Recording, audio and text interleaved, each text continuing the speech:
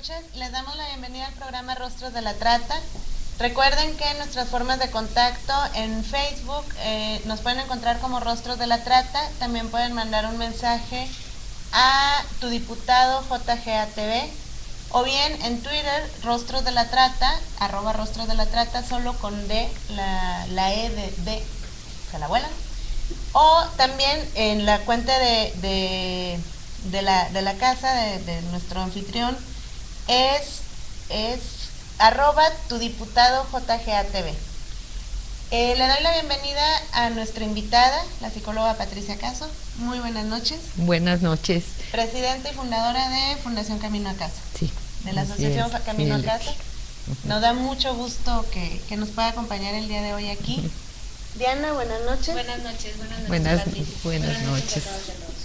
Y pues bueno, Fundación Camino a Casa también la pueden localizar en distintos espacios, en redes sociales y en internet. En un momento más aparecerá en su pantalla los datos, pero básicamente toda la información también la pueden encontrar en su sitio web, que es www.fundacioncaminoacasa.org. Y ahí tienen bastante información de todo lo que han hecho ustedes como asociación. Pati, ¿nos podría contar qué es Fundación Camino a Casa? ¿A qué se dedica? Bueno, Fundación Camino a Casa es una asociación civil que tiene por objeto social la atención y rehabilitación de niñas y jóvenes que fueron víctimas de trata de personas, particularmente en lo que es la explotación sexual comercial infantil y también en lo que es trabajos forzados o mendicidad. Ok. ¿Y cuándo es que empezaron o cómo es que empieza Fundación Camino? Pues esto inicia en el año 2005. Un grupo de personas de la sociedad civil nos reunimos tras conocer esta problemática de la cual nosotros estábamos totalmente ajenos. Tuvimos la oportunidad de conocer sobre esta problemática y decidimos hacer algo que pues en su momento resultó muy arriesgado y pues simplemente nadie creía que lo íbamos a lograr, que era precisamente la atención de las víctimas, porque no había en México una experiencia previa sobre la atención y rehabilitación de este tipo de víctimas. Entonces tuvimos que empezar nosotros pues desde implementar un modelo de atención que pudiera ser adecuado para este tipo de chicas. Es lo que, porque bueno, nos dimos ahí el tiempo de visitar la página, desde luego, ya desde antes ya éramos antiguos conocidos. Ya conocidas, sí, en Leti, Twitter, sí. En redes sociales y en algunos otros espacios también, pero sí, lo que veía y comentaba yo con Diana antes de iniciar el programa es que implementan ustedes un modelo único de atención precisamente. Entiendo yo justo como comentaba ahorita, si no había una experiencia previa, mi gran pregunta es ¿cómo le hacen para tener ese modelo de atención? ¿A quién se acerca o quién se acerca o cómo lo hicieron? Bueno, lo primero que hicimos fue adentrarnos lo más posible a conocer la problemática.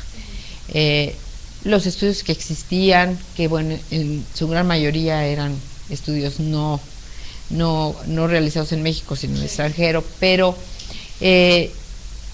fuimos a Estados Unidos y luego fuimos a Colombia, donde hay algunas asociaciones que ya atendían ese tipo de víctimas. Tal vez no de la misma manera que nosotros, pero sí ya había algo. Y lo que hicimos fue empezar a analizar cuáles eran realmente las características de una víctima cuando logra salir de esta situación y qué necesidades tenía. Y sobre eso empezamos a armar el modelo. Este modelo ha ido sufriendo adaptaciones, modificaciones a lo largo de de estos años. De hecho, el año antepasado logramos profesionalizarlo, porque era algo que pues sí era una tarea pendiente, importante, ya lo profesionalizamos, pero siempre pues nos damos cuenta que es algo que es perfectible, que lo podemos ir mejorando. Y la gente que trabaja con ustedes en la fundación igual recibe toda esta capacitación y todo lo demás. Sí, fíjate que la gran mayoría de la gente que está ahí pues inició con nosotros también hace ya algunos años y se ha ido pues también profesionalizando. Tengo psicóloga, trabajadora social, una maestra en casa, ¿no? Tenemos lo que le llaman el homeschool, ¿no? Para las niñas. Tenemos pues una directora operativa y tenemos un modelo de hogar donde existen la figura de unos padres sustitutos que no necesariamente viven dentro de la fundación, pero sí funcionan un poco en ese sentido con las niñas, ¿no? Sí, algo así leí que me llamó mucho la atención porque es como ofrecerles este espacio perdido, ¿no? Como este, sí, como este espacio de desarrollo y de convivencia que les fue arrebatado en algún punto de su niñez, primera infancia o adolescencia, y se les ofrece. Las personas que ahí participan, sobre todo en esta función de padre o madre, o no sé si sea de padre y madre o nada más de madre, no sé, pero forman parte de la asociación, son voluntarias, ¿cómo funciona? Bueno, sí, Leti, mira, son voluntarios. Tratamos o procuramos de que haya precisamente la figura paterna y materna. Muchas de estas niñas vienen de hogares donde realmente había una familia y los papás eran cuidadosos con ellas, pero muchas de ellas vienen de hogares muy disfuncionales, fueron vendidas incluso por los propios padres, o de esos hogares expulsores, ¿no? Donde la chica pues fácilmente la que podía hacer es salir de ahí. Entonces lo que les damos es como un modelo precisamente de familia que muchas veces no lo han tenido nunca.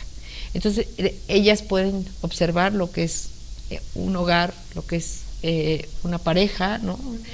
Con la idea de ir a través de todo el programa que pues estamos aplicando con ellas, en donde les hacemos un traje a la medida a cada una, porque también eso es algo importante en el modelo.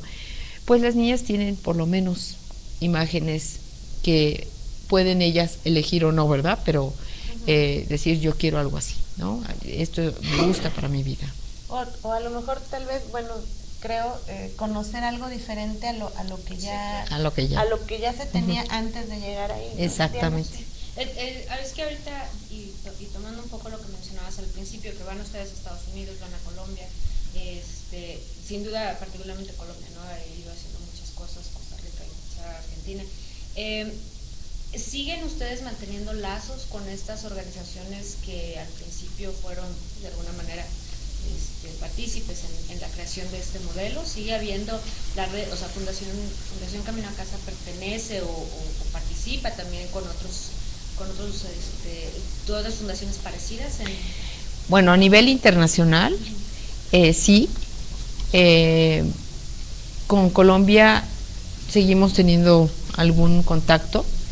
Con Estados Unidos no, porque esa organización que nosotros visitamos ya no está, pero tenemos contacto con otras organizaciones que luchan por el tema, aunque no atienden directamente víctimas, ¿no? Y en México pues sí estamos muy conectados con otras organizaciones. Sí se puede decir con qué organizaciones trabajan aquí en México. Sí, claro que sí. Bueno, nosotros fuimos la primera en el país. En el 2005 arrancamos, en el 2007 se abrió el refugio de alta seguridad, donde empezamos a recibir las primeras víctimas. Hace año y medio decidimos que las niñas que iban alcanzado la mayoría de edad y que por las diversas razones que pudieran ser, no podían regresar a sus lugares de origen o querían seguir estudiando y regresando a sus hogares, pues no iban a tener esa oportunidad, decidimos abrir el programa de Medio Camino, y esa organización se llama Reintegra. Con ellos trabajamos muy de la mano. También nosotros asesoramos y les dimos, digamos, como todo el modelo también de atención y las bases para la apertura de el Pozo de Vida y Red Binacional de Corazones. Con ellos. Que Red Binacional de Corazones trabaja en Tijuana, ¿no? Exactamente. Trabajamos muy de la mano con Sintrata, con la Comisión Unidos contra la Trata, es decir, hay varias con las que sí trabajamos. Me encamina un poco a la... Infantia también. Sí. Eso me encamina un poco a la siguiente pregunta, Pati. Las jovencitas son mujeres, ¿no? Sí. Para empezar, el son grupo mujeres. de atención son mujeres. niñas, adolescentes. Cuando llegan a la mayoría de edad, a los 18 años, pueden entonces continuar con el apoyo y la asistencia Sí. ahí con ustedes y o con Reintegra, o nada más con Fundación Reintegra, o No. ¿cuánto tiempo? Fundación Reintegra lo que tiene son chicas, niñas, bueno, jóvenes más bien, Sí. que iniciaron su proceso de restauración y reintegración social en Fundación Camino a Casa. Esa es, digamos, la población que ellos reciben. Entonces, estas chicas, llegados los 18, 19 años, dependiendo cuándo llegaron, cómo está su situación jurídica, ¿no? De seguridad incluso, pero también cómo han ido avanzando en pues toda esta sanidad y todo este proceso de pues recuperar sus vidas. Dependiendo de eso, se les exhorta o se les invita a pasar a Reintegra. En ese programa lo que hacemos es que las niñas y jóvenes, bueno, más bien las jóvenes ya, tienen dos obligaciones. Una, trabajar y seguir estudiando, ¿no? Porque eso es lo que realmente hemos visto que cierra con ellas este círculo de pues poder lograr que ellas se reintegren, de reintegración. Ahorita tenemos 6, bueno, ya tenemos 2 que terminaron la universidad, tenemos 6 que están en la universidad, 6 más, tenemos varias que abrieron su propio negocio, y bueno, muchas que ya no están en Reintegra o que salieron de fundación ya para reintegrarse a sus hogares, que se casaron, que decidieron ya vivir independientes de otra manera, pues, pero en todos los casos, pues la satisfacción es que ellas no han regresado a esa condición de esclavitud que tenían. Exactamente. Me parece muy interesante que hablas de profesionalización, porque a veces pensamos que la gente que está haciendo este trabajo, pues como son voluntarios, entonces sepas o no sepas del tema. Son pues, improvisados. Sí, son improvisados, sí, claro. Y entonces, bueno, a mí me da mucho gusto que todas estas personas tienen una profesionalización, ¿no? De alguna manera. Tienen, en este caso, ¿ustedes trabajan únicamente con niñas y mujeres mexicanas o también han tenido casos extranjeras? Sí, Diana, solamente aclarándote un poquito el punto anterior. Yo tengo una red de apoyo, que somos los voluntarios, digamos, en los cuales yo me incluyo, pero el personal que yo tengo dentro de la fundación está pagado, es gente que recibe un sueldo que pues vive de eso, ¿no? O sea, entonces lo que pasa es que tienen un compromiso siempre que va más allá de lo que se espera simplemente de un trabajo, ¿no? Que eso es lo valioso de toda de todo nuestro personal. Ahora, respecto a la población, no, nosotros hemos tenido niñas de Centro e incluso de Sudamérica, jóvenes. Algunas permanecen con nosotros 2 semanas, un mes, dependiendo de la situación, y regresan a sus países de origen, pero tenemos, por ejemplo, el caso de 2 niñas guatemaltecas que finalmente se logra, por la condición en que son encontradas en México y demás, se logra la nacionalidad mexicana para ellas, ¿no? Y tenemos algunas otras que incluso se han acogido a este programa de visa humanitaria que brinda los Estados Unidos, donde ellas han ido a vivir a Estados Unidos también, con pues los beneficios que tienen, porque fueron llevadas de México, explotadas en Estados Unidos, las llevaban, las traían, o las encontraron allá y finalmente pues, y nos las mandan a nosotros temporalmente mientras se arregla su situación migratoria. Y entonces este acompañamiento jurídico ustedes también lo hacen. Sí. Mira, la representación legal pues la tiene el Estado porque son menores de edad, pero siempre nosotros hacemos a las niñas, las hacemos acompañar de personal nuestro, abogada, el abogado, porque parte del trabajo que para nosotros es muy importante es que la niña o la joven empiece a reconocer que tiene derechos. Y que esos derechos no pueden ser pisoteados ya ahora por la autoridad, ¿no? Entonces se les entrena, se les enseña, y en esos acompañamientos donde las niñas muchas veces tienen mucho miedo de hablar, tienen miedo de la persona que tienen que enfrentar en algún momento, pues hemos logrado, ¿no? Precisamente que ya no tengan que ser careados con ellas, por la edad de las niñas, se ha logrado pues realmente que ellas se asegure que se sienten bien y se sienten cómodas de estar denunciando, porque simplemente pues no tienen al tipo enfrente, ¿no? Que se sientan seguras durante el proceso, que aun cuando, como acabas de mencionar, aun cuando el Estado sea el sujeto tutelar de sus derechos, bueno, pues nunca está de más el sentir ese aquí estoy, claro, no te preocupes. Por supuesto, ¿no?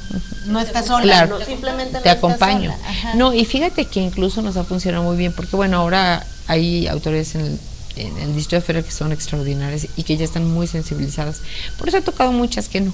Entonces, en esos casos, por ejemplo, hemos tenido que llevar a derechos humanos, va un representante de derechos humanos, va la psicóloga, que es quien le brinda la atención psicológica, va la abogada. Entonces ella se siente muy arropada, muchas veces yo voy, ¿no? Entonces estamos con ella, le explicamos, pues la estimulamos para que hable y que lo haga correctamente, de una manera que muchas veces las mismas autoridades se quedan sorprendidas, ¿no? Por la claro. seguridad con que lo hacen, la tranquilidad, cuando ellos empiezan a veces a agredirlas mucho, ¿no? Verbalmente, a decir cosas. Hemos tenido una chica, por ejemplo, que el cuate habló hora y media, de verdad, no por... y ¿en qué momento respiraba? No, de verdad, y ella callada, esta niña finalmente se fue a los Estados Unidos, pero fue impresionante porque era una niña que al principio se ponía muy mal cada vez que oía siquiera la voz de él, y en esa última audiencia, ella cuando termina de hablar él, le pregunta al juez, ¿tiene algo que agregar? Porque además fue muy bueno porque el juez dejó que él hablara, porque empezó a decir cosas que se no, y que al final lo hundieron más, ¿no? Sí. Y entonces ella nomás escuchaba pacientemente, nunca dijo nada, y al final tiene algo que agregar y dijo, no, lo que yo he dicho, lo he dicho y se acabó, ¿no? Y pues es muy admirable, la verdad, porque no dijo más, simplemente dijo lo que yo ya declaré, es lo que... Bueno, pero para llegar a ese punto en el que la jovencita, la niña que ha sido víctima de tan reiteradas violaciones a sus derechos humanos, para llegar a ese punto en el que pueda escuchar a su victimario y no quebrarse y continuar con el proceso de manera segura y de manera tranquila, previo a este momento, ustedes ya hicieron un trabajo de preparación con ella, no de preparación en el sentido jurídico de preparar su testimonio o algo, ni mucho menos, sino de fortalecerla a ella. No, incluso del testimonio también, porque se va revisando cómo están las actas. A ver, mira, aquí dijiste esto, aquí declaraste esto, hay algo que quieras cambiar cuando es oportuno todavía hacerlo, etcétera. ¿Cómo lo vas a plantear? ¿De qué manera? Se les enseña, a ver, repítelo, para que ellas se sientan que de verdad están apelando a causas que son justas y que además tienen un fundamento legal para ello. Y eso les da mucha certeza, ¿no? Les da mucha seguridad. Que comentaba eso, no sé, de repente me transporté un poco a mis años de infancia, que fueron hace como 5. No, hombre, sí. Ya, es un chorro. No, pues que no es lo mismo, a lo mejor nos gusta hablar y nos gusta hablar en público y tal, pero que de repente te digan, bueno, a ver, échatela de Suave Patria delante de 20 personas, dices, ay, claro, pues, sí, claro. Está bien que me guste y que me la sepa, pero pues tampoco así como para soltarla, ¿no? Pero sí me preparo, si lo practico y todo, es algo que yo sé, es algo que me gusta, bueno, pero lo voy a poder decir mejor. Yo creo que es parte como de lo mismo, ¿no? Claro.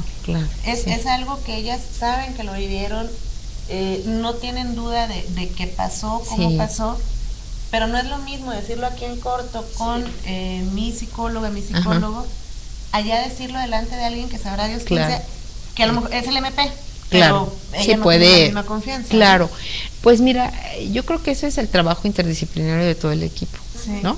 O sea, esto no es el trabajo de simplemente el abogado, es todo lo que se ha trabajado con ella a lo largo de semanas, a veces meses, dependiendo, ¿no? El proceso, y las va empoderando, les va haciendo sentir que son valiosas, van recuperando su autoestima, van recuperando esa fuerza interior que probablemente pues la tenían hecha polvo, ¿no?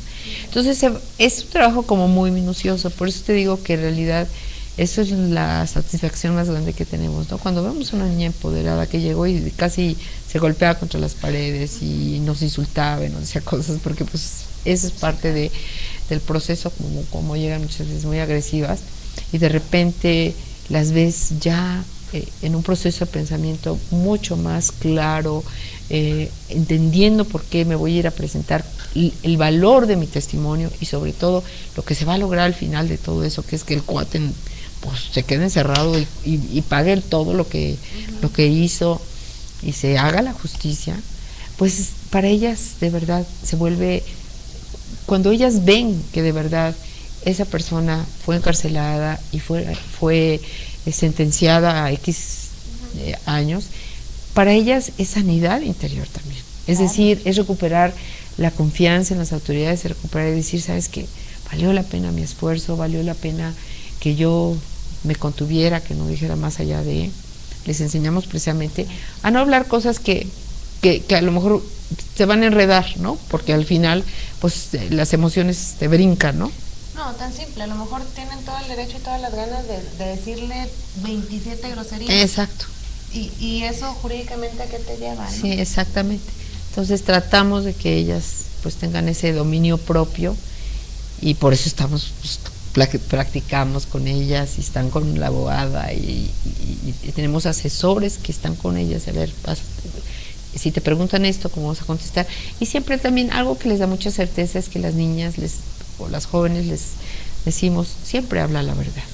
O sea, no trates de aumentarle, no trates de cambiar las cosas para agravar más la situación, simplemente di lo que pasó y si dices lo que pasó, nunca te vas a confundir, nunca vas a decir no cosas. errores. Exactamente. Claro. Entonces eso ayuda. ¿Y cómo ves a Reintegra en un futuro? ¿Cuál es el plan de Reintegra? Fundación Camino Acá. Fundación Camino Acá. Fundación. Dije, bueno, pues también lo puedo opinar, me imagino. No, de Fundación Camino Acá. Mira, nuestro objetivo es que las niñas, abrir más refugios. Ahorita estamos a punto de abrir el de Cancún. Ay, felicidades. Sí, no, estamos felices porque justo este fin de semana que fuimos para ver el arranque de Norma Bastida, que es esta mujer pentatlonista, ¿no? Como le llaman, ¿no? Que está nadando y va a correr y va a... Ella que está haciendo todo este trabajo hermosísimo en favor de las víctimas. Estuvimos con una chica que fue víctima también y estuvo en Fundación, y con ella vamos a arrancar allá como la primera sobreviviente, porque todavía necesita parte de este proceso. Está muy jovencita, tiene 16 años y pues ella anhelaba estar en Cancún porque sus hermanos están en el DIF allá, y bueno, logramos que las autoridades ya finalmente asignaran un espacio allá mientras se abre esta fundación. Pero lo increíble fue que justo el fin de semana ya conseguimos la propiedad, ya quien nos las amueblara, y ya tenemos a la primera persona que va a estar encargada de todo, ¿no? Entonces estamos muy contentos porque sabemos que ya a lo mejor en un mes ya está todo armado para que arranquemos allá. Entonces queremos abrir, nuestro ideal sería abrir uno en cada estado, ¿no? Claro, exacto. Claro. El asunto, bueno, pues es que es un programa muy, muy caro, muy, muy caro. Precisamente por la especialización. Por la especialización y por lo personalizado que es el programa para cada niño. ¿Nos podría compartir el dato de cuántas jovencitas están siendo ahorita atendidas? Sí. ¿Sí? Bueno, desde que iniciamos a la fecha hemos atendido 164 víctimas. 164. Ajá, sí, 164. 164, que yo sí quiero hacer hincapié en lo siguiente, porque nunca falta quien vea el vaso medio lleno y medio vacío, ¿no? Entonces, que alguien que diga, bueno, empezaron en el 2005, estamos en el 2014, son casi 10 años, 164, y empiezas a echar números de una por año. No, o sea, no es una cosa tan sencilla. Es un proceso. Porque es un proceso, pero además, como comentaba ahorita Pati, es un traje a la medida la atención a cada una de las personas que han atendido ahí. Entonces, no es lo mismo la atención que necesita una jovencita de 12 años que trae una historia a la atención que va a requerir otra jovencita de a lo mejor también 12 años, pero trae una historia B, en donde aquí se van a necesitar 3 o 4 intervenciones de determinados especialistas, acá 6 o 7 de determinados otros especialistas. Exactamente. Entonces, ya es una serie de factores que van en juego: tiempo, dinero y esfuerzo. Claro, por supuesto. Y además, sí hay que recordar algo. En realidad tenemos desde el 2007, no arrancamos con víctimas en el 5, sino en el 7, pero aquí algo es importante. Nuestras usuarias son niñas y jóvenes que vienen de operativos que hace la policía. Si la policía no hace operativos, yo no tengo, entonces es realmente, nosotros dependemos de que ellos rescaten niñas y jóvenes. Una pregunta, ahorita que comenta eso, suponiendo sin conceder, como decimos los abogados y abogadas, no, suponiendo que, no sé, alguien en la calle, alguien se entera y tiene muy claro que se dedica a Fundación Camino a Casa, y esa persona se entera a su vez de otra que está en una situación de explotación, y esta otra tiene la forma de buscar acercarse a ustedes, ¿la pueden atender así o necesariamente tiene que provenir de un operativo? Cuando nosotros hemos tenido incluso una chiquita que nos llegó de 10 años, porque una vecina observó que era explotada, vendida por su padre todas las noches. Ella nos da aviso a nosotros. Lo que nosotros hacemos es que le damos aviso a la autoridad. La autoridad hace la investigación, rescata a la niña y entonces no las canalizan. Así es como funciona. Entonces sí, mucha gente llega y nos dice, oye, es que yo sé que aquí y allá. Entonces lo que hacemos es damos la información y las autoridades inician el proceso de investigación. Sí, nosotros no podemos ir por ellas. Sí, no. Sí, pero sí, somos el canal muchas sí, veces, sí por lo menos para que las autoridades tomen cartas en el asunto, sí. Exacto. Y para las personas que nos están viendo, que quisieran informarse más de la fundación, la página que mencionaba Leti, que es fundacioncaminoacasa.org, y ahí viene toda la información. Ahí viene información, vienen nuestros videos, vienen nuestros informes anuales, y viene también ahí un vínculo de contacto que es Info Fundación Camino a Casa. Sí. Donde también me faltó el vínculo de contacto, info@fundacioncaminoacasa.org. Info@, y ahí la gente nos escribe y ahí ya arranca muchas veces nuestro contacto con ellos, ¿no? Y entonces, bueno, ahorita lo mencionabas, el proyecto es Be Relentless, ¿no? Se llama. Es un triatlón lo que van a hacer, lo que están haciendo. Norma Bastidas, sí. Van a dar bicicleta y luego correr o caminar. Sí, bicicleta y luego correr. ¿No? Sí. Y también natación, ¿no? Sí, ahorita está 10 días nadando en Cancún. Sí. Una vez que cumpla cierto millaje, empieza en bicicleta recorriendo desde Cancún hasta la frontera con Estados Unidos y de ahí sigue caminando. Va en bicicleta todo este trayecto y luego camina de la frontera, tengo entendido, a Washington. DC. Okay. Sí. Y la gente que quisiera seguir a Norma, que quisiera seguir justo toda esta, ¿cómo los pueden contactar? O igual la información la pueden encontrar en la página. En la página en la página, y en la página Reintegra la está promocionando muchísimo también. A mí se me estaba pasando una pregunta que quiero hacer. Ahorita que preguntaba Diana si ha habido casos de jóvenes con situación migratoria irregular, ¿han tenido algún caso particularmente complicado? Yo sé y lo tengo muy claro que todos los casos tienen su grado de dificultad y de dificultad, ¿no? Por el tipo de delito.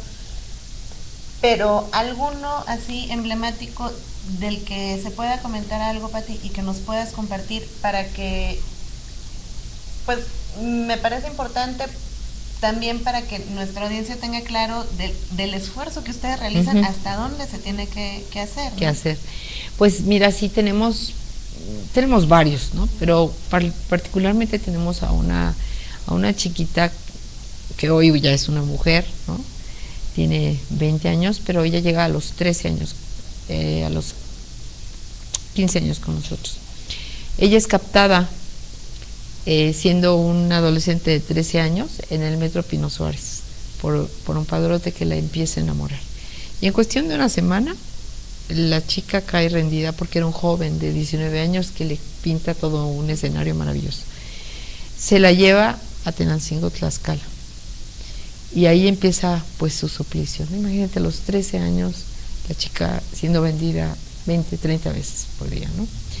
Esta niña era una niña que se resistió mucho,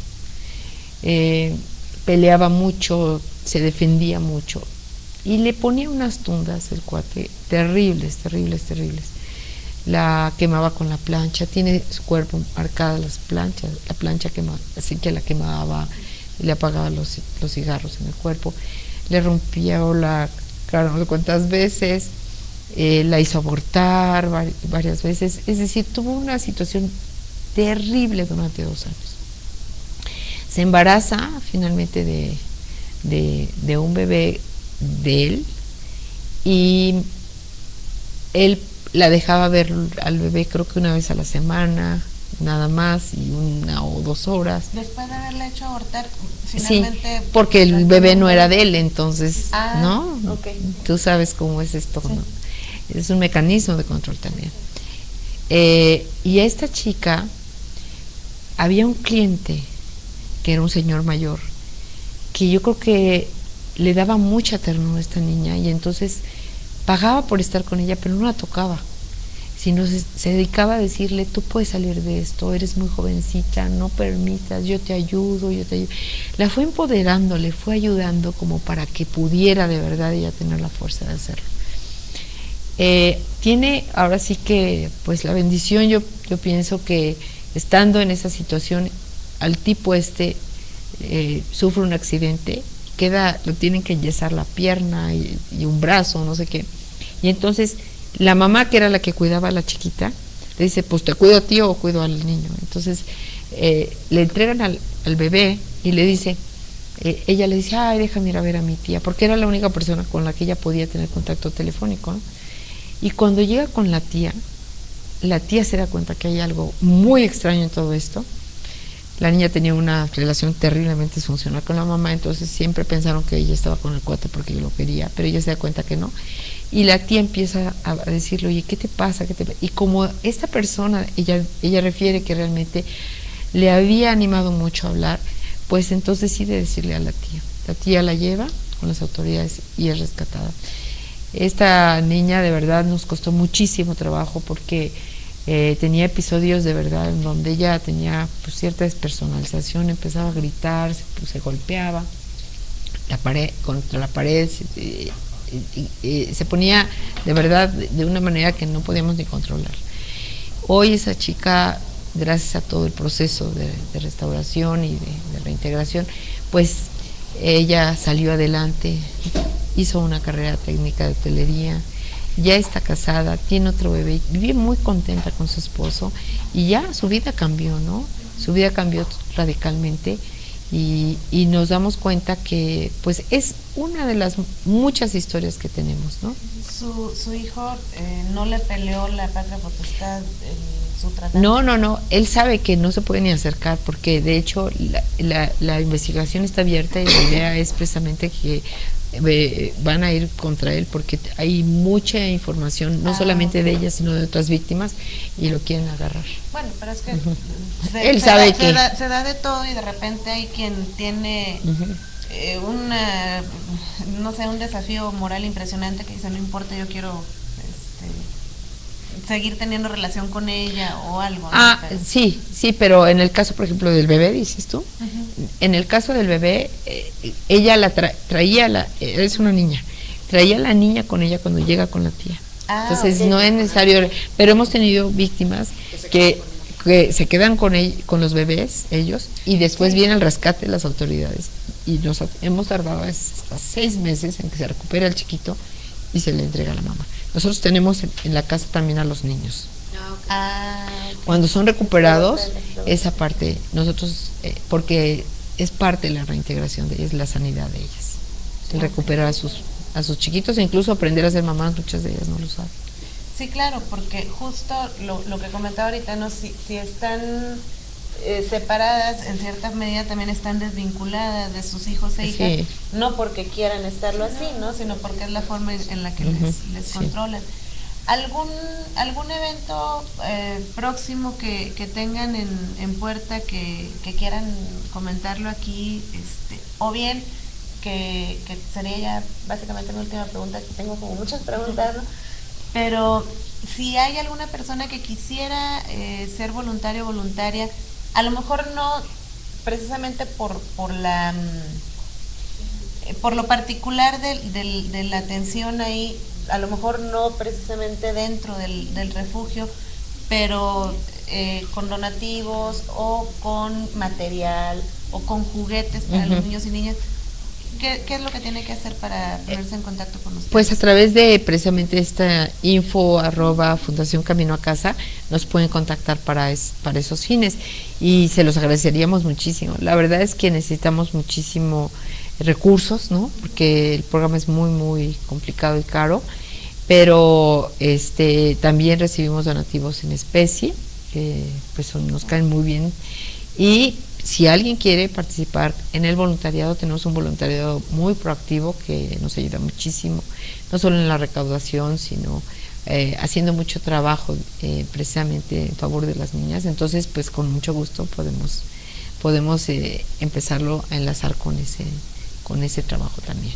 Perfecto, entonces si alguien está interesado o interesada justo en colaborar con su tiempo, con su esfuerzo, con su dinero también, por supuesto, en la reintegración, en la recuperación y reintegración de niñas y jovencitas que han sido víctimas de trata con fines de explotación sexual comercial infantil, pueden ustedes contactar a Fundación Camino a Casa a info@fundacioncaminoacasa.org y ahí ya les darán toda la información de dónde, cómo, cuándo, con quién, etcétera. Exacto, sí, claro. Y pues sí. Pati,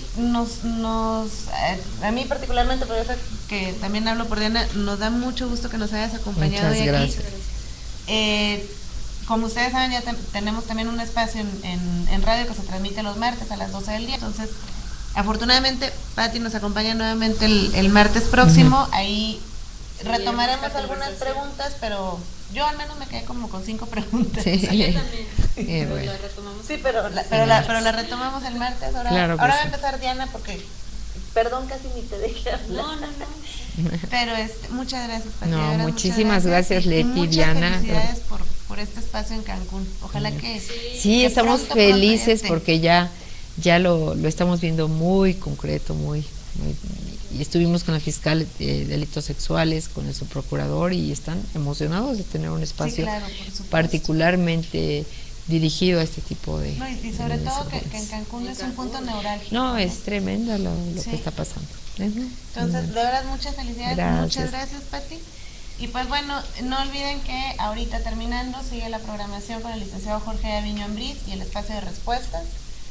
El próximo el próximo jueves, aquí en este espacio va a estar Sin Trata, justamente nos va a acompañar ahora el próximo jueves y nos pueden seguir contactando en redes sociales. Muy buenas noches y hasta pronto. Gracias.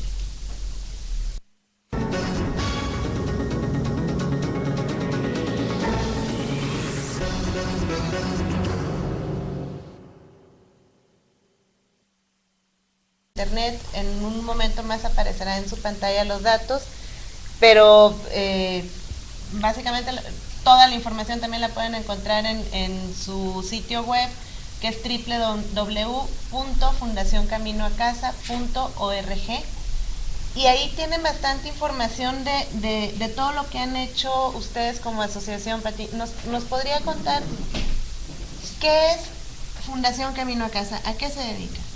Bueno, Fundación Camino a Casa es una asociación civil que tiene por objeto social la atención y rehabilitación de niñas y jóvenes que fueron víctimas de trata de personas, particularmente en lo que es la explotación sexual comercial infantil y también en lo que es trabajos forzados o mendicidad.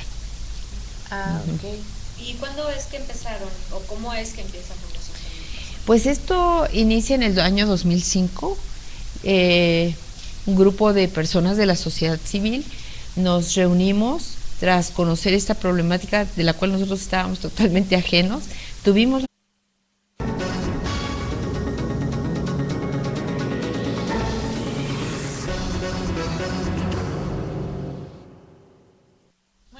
noches. Les damos la bienvenida al programa Rostros de la Trata. Recuerden que nuestras formas de contacto en Facebook nos pueden encontrar como Rostros de la Trata. También pueden mandar un mensaje a tu diputado JGATV, o bien en Twitter, Rostros de la Trata, @Rostros de la Trata, solo con D, la E de se la vuelan. O también en la cuenta de la casa de nuestro anfitrión es @tu diputado JGATV. Le doy la bienvenida a nuestra invitada, la psicóloga Patricia Caso. Muy buenas noches. Buenas noches. Presidenta y fundadora de Fundación Camino a Casa. Sí. De la Asociación Camino a Casa. Nos da mucho gusto que nos pueda acompañar el día de hoy aquí. Diana, buenas noches. Buenas noches, Patricia. Buenas noches. Y pues bueno, Fundación Camino a Casa también la pueden localizar en distintos espacios, en redes sociales y en internet. Y la gente que trabaja con ustedes en la fundación igual recibe toda esta capacitación y todo lo demás.